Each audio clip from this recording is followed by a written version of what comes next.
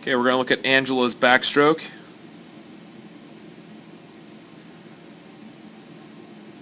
Good underwater dolphins.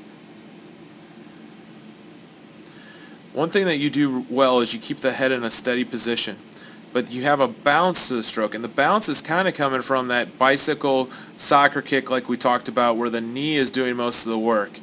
And because of the knee having to do most of the work in the kick, instead of kicking more from the toe and the foot and getting the white water going, I'm bouncing more in my stroke.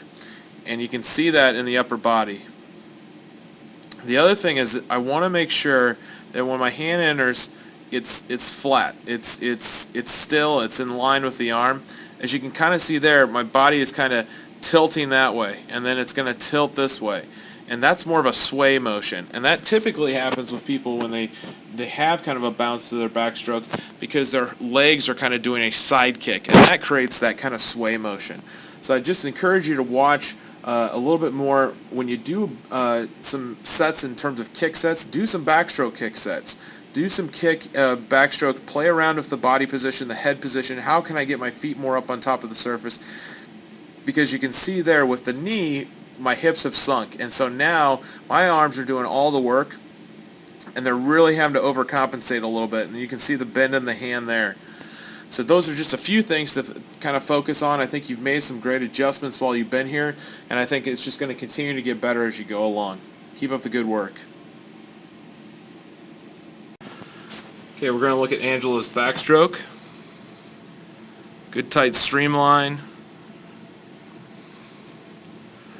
One thing that you need to work on that we talked a lot about this week was the kick, and you can kind of see the kick is going in a bicycle kind of motion or a soccer kick kind of motion because the knees are coming up. And when the knees come up, that causes my hips to sink, and when that happens, it's going to be really hard to get those feet on top of the water, but it's also going to be hard to get good rotation going because my arms are going to have to do so much more work.